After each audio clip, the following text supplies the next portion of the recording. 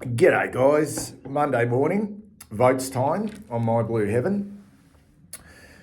Yeah, I thought I'd do these before the coaches' votes come out. It'd be interesting to see if any of our players feature in the coaches' votes. I reckon Harry O'Farrell's probably a sneaky chance. I reckon he may even get votes from both coaches. That's my feeling.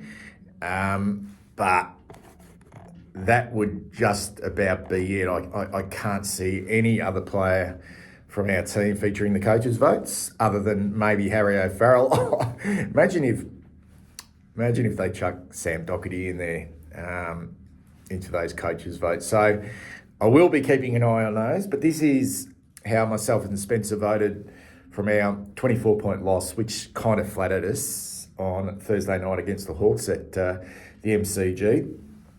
And if you've been following along with this award, it is the good and the bad, the best and the worst, the heaven and hell medals. And there is 4 games remaining, but kind of feels like that George Hewitt is going to be... He's had that kind of lead, that good buffer for most of the year. And there's not a great chasing pack. So it's not like someone's coming from the clouds to get him. He'd have to fall in a hole, which I can't see happening. We've got 4 games remaining. Fremantle away on Sunday, the last game of round 21, that 5:10 time slot. Don't mind that time slot, the last game. We'll be sitting back on the couch watching that one. Gold Coast the following Saturday night at Marvel Stadium. Port Adelaide at Marvel again the following Saturday, Arvo. And our final game of the year, but won't be the final game for Essendon because they've still got to do a make-up game with the Gold Coast Suns, but we play Essendon. The venue has been confirmed at the MCG, but the day and time hasn't. What are you thinking? Maybe it's got to do with when Essendon and the Gold Coast play, but I don't know, it's got that... If Essendon didn't have another game to play, it's got that sort of dead rubber, yucky last game of the year feel about it, playing for nothing. They'd sort of shove that away, wouldn't they, at some awful twilight Sunday game.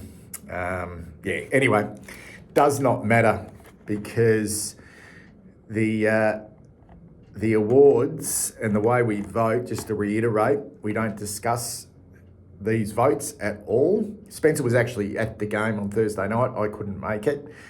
He sends the votes through to me and I try and do my votes before I receive his, just so I aren't being affected by his. And as you can see, we both went with exactly the same 5 players in the Heaven medal, but just in different order. And this was like so hard to do for me. Like, I can't speak on behalf of Spencer, but I can say with the Williams and White votes, he did put in brackets, I don't know, like almost sort of alluding to the fact that he just sort of chucked them in there. But with me, I actually thought O'Farrell and White were clear standouts to me, and then I just found it really difficult for the next 3. But we don't discuss them, and to try and find... Maybe the club see it differently internally. So it will be interesting to see how the best and fairest votes go with this game. But I've gone with O'Farrell. I actually thought he was clearly our best player. 13 marks for an 18-year-old, some good intercept grabs, had a great tussle with another very exciting player in the competition in Kalshidi. I don't generally want to pump up young players too much because there's such a long way to go. And I still feel like his best place would be spending a whole year in the VFL. But we kind of have to play him. And some weeks you're going to say, this is good for him. Then some weeks you're going to say, well, this isn't necessarily the right place for him to be. But when you see him play in this manner, he's a very smart player, very courageous player. He's got a lot of confidence, uses the ball well. Yeah, he's been a real find. And you look at the pick we got him, the pick 40, and I think that pick 40 that we used on Harry O'Farrell was sort of caught up in the Matthew Kennedy and Matt Owies moves. That's my understanding. So, to have a guy as a key defender, ideally, probably when you think about a Harry O'Farrell, it's more your third at this stage, your third taller in the back half. To have one of those developing when it feels like you're just going to have to sort of reset this group. And I reckon he's probably got some good attributes in regards to leadership qualities. Good head on his shoulders. Thought he was a standout in this game for us, and clearly our best. And it wouldn't surprise me at all that he will be our next Rising Star nominee, and there's been already two for this year, Cooper Lord and Ashton Moyer last week.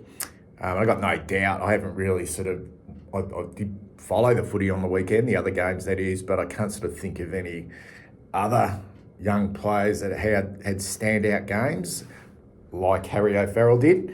He's now had 5 games at the level, and this was a good one. I gave Will White the 4, didn't have a lot of it, kicked 2 goals, but look, when we were crap early, he was one that was providing some genuine energy. So I gave him 4, and as I said, the next 3, Hewitt, Williams, Ollie Hollands, I'm kind of like a little bit uncomfortable with. Hewitt at 25 was okay, serviceable through the middle of the ground. Williams at least had 7 clearances, and probably looked more dynamic than any of our other mids. And Ollie Hollands has got this sort of, I don't know, I was tempted not to put him in the votes, but he is running out games really well. But I must say this, he's getting into this trend of being very quiet early in games, but because of his superior fitness and his aerobic ability, he can run out games better than anyone else. Spencer went with Hewitt, O'Farrell, Hollands, Zach Williams and Will White. Let's go to the leaderboard because Hewitt looks like he's got, well, no one's catching him. 85 votes. Look, you look at that first 6 there. They've played every game this year. So Hewitt, 25 votes in front from Hollands, Cripps, Chera, Wiedering, Haynes. They're not catching George. So probably the most interest there would be who finishes, in the top 5. Will there be any changes there? Good to see Will White sort of come into this leaderboard, considering that he's, I think, in 6th position on the My Blue Hell medal. So good to see him get some votes, and also Harry O'Farrell get his first votes as well. Okay, let's go to the My Blue Hell medal. And once again, we agreed for the first 2, but in different order. I was a little bit more savage with my votes, and I'll start with mine because if you look at mine, they're all experienced players. And this was a game where our experienced players really didn't lead the way early in this game. And I'm kind of not, I don't know. After halftime where we hung in there, I didn't see that like as a positive in this game. I just felt when it needed to happen early, we got nothing from this group. Sard, Chera, nothing. I don't know what's the future now holds for Adam Sard. That the end looks like it's come really quickly. He didn't have a great year last year. This year he's never looked like it. Never looked like it. He signed a 1-year extension. I think it was in February, which has him contracted for next year, which now in hindsight looks like a rather bizarre decision to do that. I don't know if there's any triggers around that and what the future holds for Adam Sard. Chera the same, a long-term contract. It's just I don't know. He's played some okay footy this year, but just another nothing game. Wiedering, when you have an 18-year-old really sort of hold that back line together, and then playing his 200th game, he's not spared in these votes. I gave him the 3. Same with Cripps, and a big night for his great mate. Hardly fired a shot, and Blake Acres the same. Came into the team, pushed Cooper Lord out as a sub, and just his ball use was next level poor.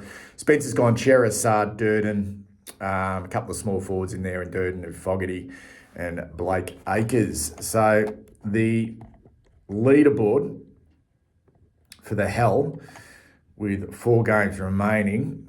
This is still wide open. Motlop is still hanging on to a 5-point lead from Blake Acres. This might come down to what decisions the club make now in regards to whether they put some players on ice or whether they just make some decision on some older players, put them back in the VFL or whatever. I don't necessarily see that happening, but you would think Motlop, Acres, Fogarty or Curnow will keep playing. DeConning will probably keep playing. They're all going to keep playing.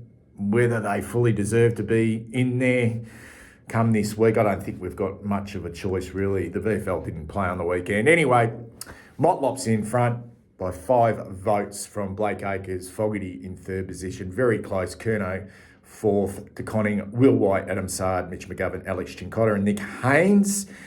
Jacob Wiedering and Nick Haynes on the same amount of votes. So both pretty much top 10 there. Doherty, Cooper Lord, Adam Chera, Francis Evans. It is a long list, guys, right down to the last player. Even George Hewitt, who is clearly leading the My Blue Heaven Award, has polled a vote in this award. Anyway, I'll be back later on in the week for some more discussion about the Carlton Football Club. Anyway, take care. Speak soon.